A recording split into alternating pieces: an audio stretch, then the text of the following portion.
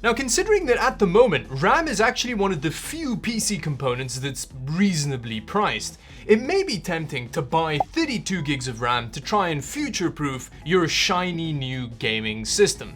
But in 2020, is there any point to buying 32 gigs of RAM over 16, or is it just a bigger number in your task manager that'll make you feel better about some potential shortcomings?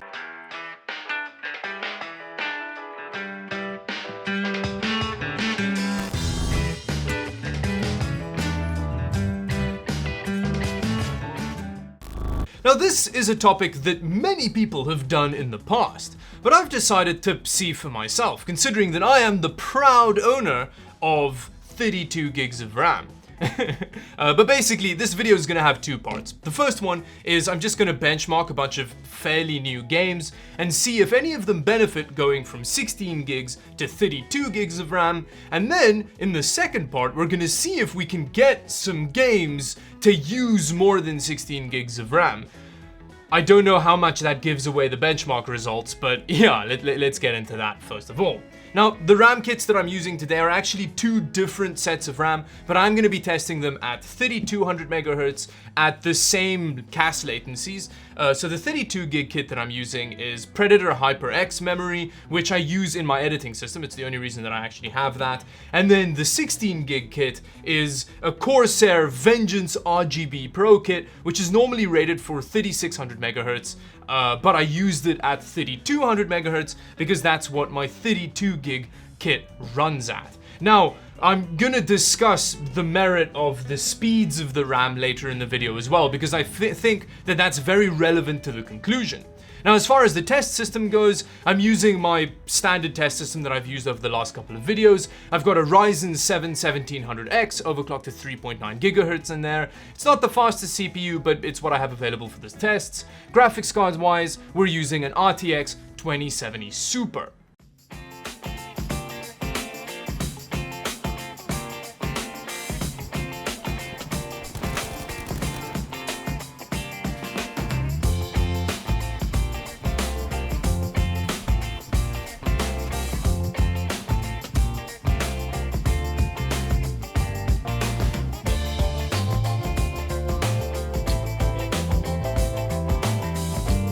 Now, the results are exactly as I expected. It doesn't really make any difference. They're all within the margin of error. Now, when it comes to GTA 5, I did the tests with max draw distance under advanced graphics settings, and yeah, you can see super far. Like, as you can see here, I'm flying a helicopter over the map, and there's massive draw distances. You can see super far, but yeah, we're still not using that much RAM.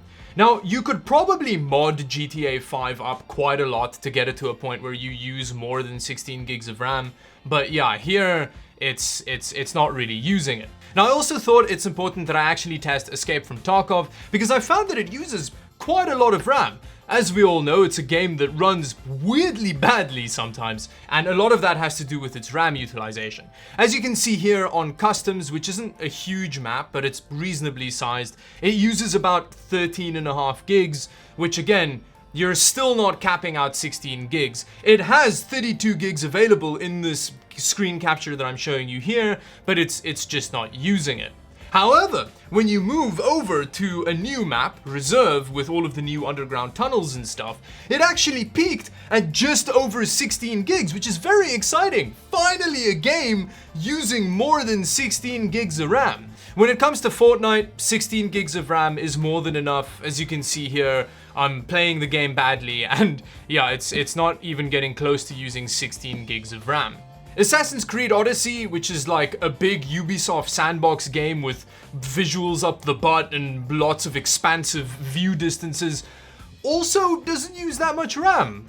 And then finally, when looking at Doom Eternal, which is actually the newest game that I tested today, for some reason, it actually really hates having the performance metrics displayed in the top left of the screen. I don't know why, it keeps flickering in and out. But as you can see here, it doesn't ever go above 8 gigs of RAM utilization. It is, again, not a very RAM-hungry game. Most of these games don't break 10 gigs of RAM utilization. So yeah, it seems like even with 16 gigs of RAM, for a lot of the games, you still have quite a bit of headroom. So now with that, let's see if we can unnecessarily create a situation where a game uses about 32 gigs of RAM. Now I asked my Discord about this, and their response was, it's easy. If you want to get a game that uses a lot of RAM, just use Minecraft with a bunch of mods and stuff. Now it's actually really easy to get the PC to think that Minecraft is using 32 gigs of RAM. All you need to do is allocate 32 gigs of RAM to Minecraft, and then as you can see here in MSI Afterburner, it very proudly tells you that you're using an absolute metric butt ton of RAM. But if you press F3 and look at the actual in-game metrics and stuff like that, it's not using that much. Even with a render distance of 64 chunks, as you can see, it's a huge world, but yeah, we're not getting 32 gigs of RAM. Now after that, I asked my Discord for some more help, and they gave me just a huge amount of mods and stuff to add to the game.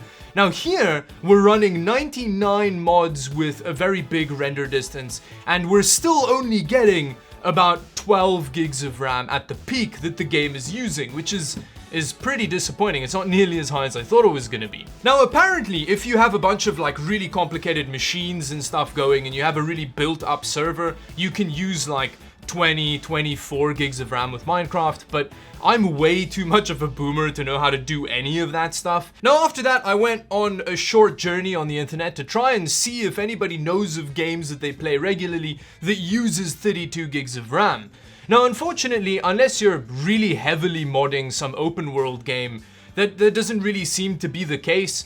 City Skylines does pop up a bunch. Some people say that it uses up to 24 gigs of RAM if you've got like a bunch of stuff going on. Now the only thing that I can think of in the near future that may get to a point that you're actually going to utilize 32 gigs of RAM is the new version of Microsoft Flight Simulator that's coming out soon. That actually has like a recommended RAM amount of 32 gigs. So I'm curious to see how much RAM and system resources that game's actually going to use. I'm pretty excited. I'll definitely do a video on it when it comes out. So in conclusion, in 2020, 32 gigs of RAM is pretty pointless for most use cases. In Escape from Tarkov, you could benefit potentially from having a bit more than 16 gigs of RAM, especially if you're a streamer or something like that.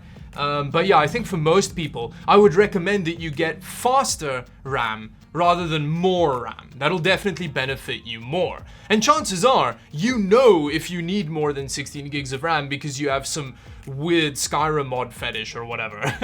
But yeah, so with that, thank you very much for watching. If you enjoyed the video, like and subscribe to the channel for more videos like this one. Thank you very much for watching, and until the next video, bye-bye.